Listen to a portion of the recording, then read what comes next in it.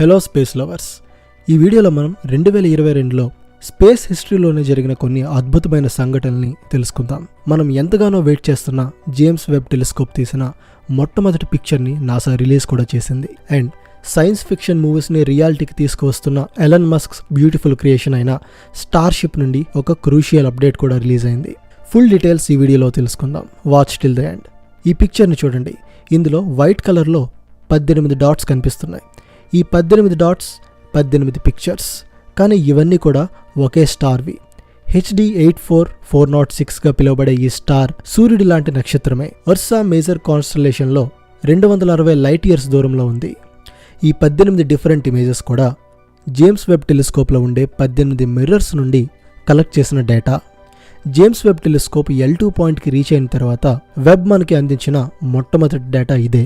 ఈ టెలిస్కోప్లో ఉండే ఈ 18 మిర్రర్స్ కూడా ఒక ఫేజిక్ మేనర్లో అలైన్ చేసుకుంటూ చివరికి ఈ 18 ఇమేజెస్ కూడా ఒకే ఒక ఇమేజ్గా ఫార్మ్ అవ్వడానికి ఈ మిర్రర్స్ అలైన్ అవుతాయి. ఇదంతా ఒక రోజులో జరగదు, సుమారు 5 నెలల పాటు కొనసాగుతుంది.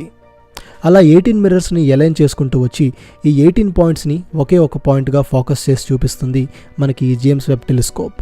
ఇక అప్పటి నుండి మనకి అసలైన డేటా రావడం జరుగుతుంది. అప్పటి వరకు బ్లర్డ్ ఇమేజెస్ గాను నాన్ ఫోకస్డ్ ఇమేజెస్ గాను మనకి డేటా రూపంలో వస్తుంది. ఇదంతా కూడా ఈ ఎక్స్పెరిమెంట్లో భాగమే. అనుకున్నట్టుగానే జేమ్స్ వెబ్ టెలిస్కోప్ పనిచేయడం, అది కూడా ఇప్పటివరకు ఏ టెలిస్కోప్ కూడా వెళ్ళనంత దూరంగా, చంద్రుడి కన్నా దూరంగా వెళ్ళి అబ్జర్వ్ చేస్తుంది ఈ జేమ్స్ వెబ్ టెలిస్కోప్. నిజంగా ఇది ఒక అద్భుతం.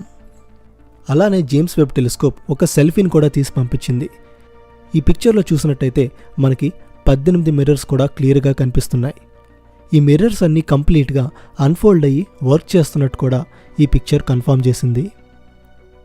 అలానే ఇక్కడ మీరు గమనించినట్టయితే ఒక మిర్రర్ చాలా బ్రైట్గా మెరుస్తుంది.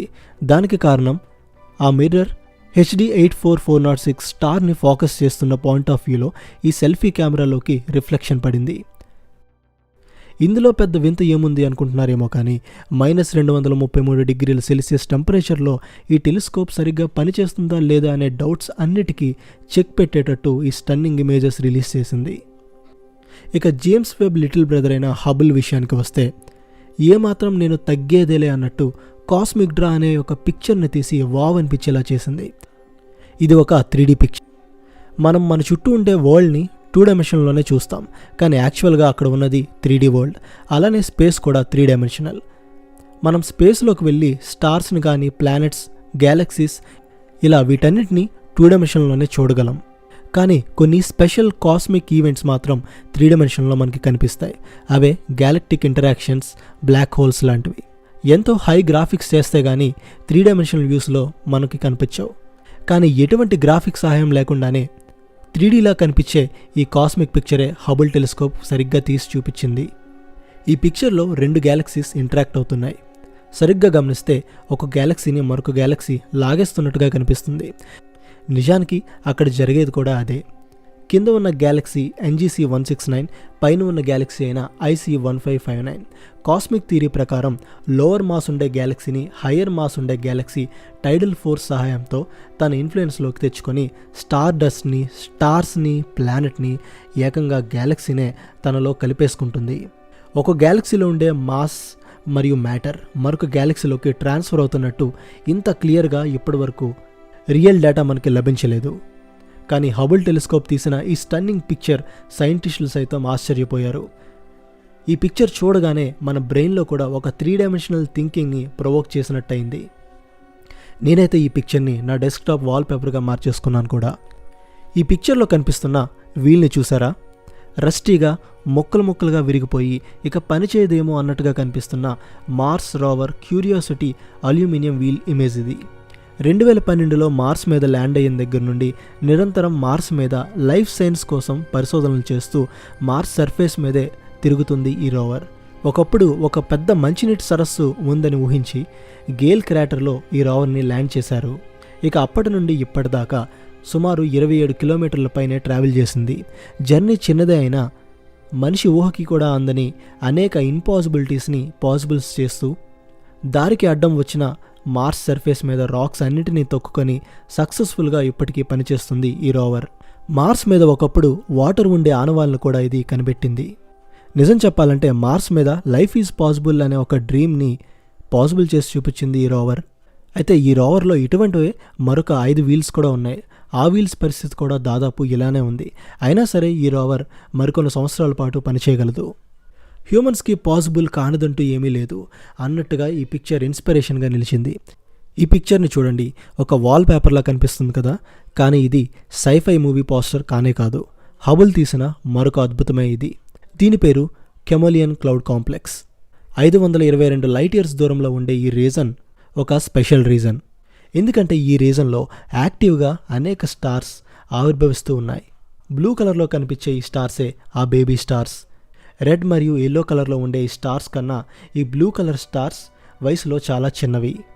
ఈ సీసీ కాంప్లెక్స్లో కొత్తగా స్టార్స్ ఆవిర్భవిస్తున్నట్టు కనిపెట్టిన నాసా టీం హబుల్ని దీని మీద ఫోకస్ పెట్టింది. అప్పుడు కనిపించినవే ఈ అద్భుతమైన దృశ్యాలు. ఒక స్టార్ ఫార్మ్ అయినప్పుడు వచ్చే లైట్ బ్లూ కలర్లోనే ఉంటుంది. దానికి ఆధారమే ఈ పిక్చర్. కావాలంటే మీరు కూడా ఒకసారి ఒక న్యూ మూన్ డే రోజు నైట్ స్కైని గమనించండి. కొన్ని స్టార్స్ బ్లూ కలర్లోను, మరికొన్ని రెడ్ అండ్ ఎల్లో కలర్లోనూ కనిపిస్తాయి.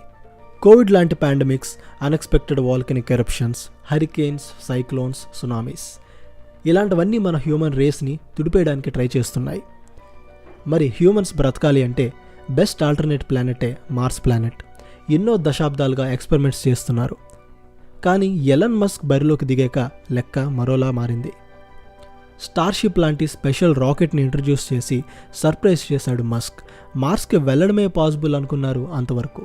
కానీ వెళ్ళి తిరిగి రావచ్చని స్టార్షిప్ రాకెట్తో ప్రూవ్ చేసింది స్పేస్ ఎక్స్ కంపెనీ. ప్రోటోటైప్ దశ నుండి రియల్ మోడల్కి 2022లోనే షిఫ్ట్ అయింది. ఒక ఫుల్ సైజ్ స్టార్షిప్ని మొట్టమొదటిసారి మస్క్ రివీల్ చేశాడు. ఇది స్పేస్ చరిత్రలోనే అతిపెద్ద రాకెట్. మార్స్ మరియు ఇతర గ్రహాలకు కూడా మనుషుల్ని తీసుకువెళ్ళగలిగే ఏకైక రాకెట్ ఇది. అది కూడా స్పేస్ హిస్టరీలోనే ఇప్పటివరకు లేనంత తక్కువ బడ్జెట్లో ఇవి తీసుకువెళ్ళగలవని మస్క్ మరోసారి స్పష్టం చేశాడు. ప్రతి 6 గంటలకు ఒకసారి ఒక రాకెట్ ఎర్త్ నుండి మార్స్కి లాంచ్ అవుతుంది. కొన్ని రాకెట్స్ మనుషుల్ని తీసుకువెళ్తే మరికొన్ని రాకెట్స్ అక్కడ హ్యాబిటెట్స్ మరియు కాలనీని బిల్డ్ చేయడానికి కావాల్సిన రా మెటీరియల్ని, పేలోడ్ని తీసుకువెళ్తాయి. ఇవన్నీ ఫ్యూచర్లో మనం చూడబోయే మిషన్స్. ఫ్యూచర్లో నిరంతరం ఎర్త్కి, మార్స్కి ఒక రియల్ ట్రాన్స్పోర్టేషన్ అనేది మొదలవుతుంది. మనం ఫ్లైట్లో పక్క దేశాలకు వెళ్ళినట్టే ఈ స్పేస్ షిప్లో మార్స్కి మరియు ఇతర గ్రహాలకు కూడా వెళ్ళి వచ్చేయచ్చు. 2022 నుండి ఇది రియలిస్టిక్గా వర్క్ చేయడం మొదలవుతుంది. ఇప్పటివరకు దీనిని లో ఆల్టిట్యూడ్ హైట్స్కి తీసుకువెళ్ళి కొన్ని మాన్యువర్స్ ట్రై చేసి సక్సెస్ఫుల్గా తిరిగి ల్యాండ్ చేయగలిగారు. 2022లో దీనిని ఆర్బిట్స్కి పంపించి ఆ తర్వాత మూన్కి, ఇక ఆ తర్వాత మార్స్కి పంపిస్తారు. మీకు కనుక స్టార్షిప్ ఎలా పనిచేస్తుందో తెలుసుకోవాలని ఉంటే నేను దాని మీద మరొక వీడియో చేశాను. పైన కనిపిస్తున్న కార్డ్ మీద క్లిక్ చేసి వెళ్ళి అక్కడ మీరు చూడొచ్చు. మళ్ళీ అమేజింగ్ స్పేస్ కంటెంట్తో కలుద్దాం. Until then, show your love towards space.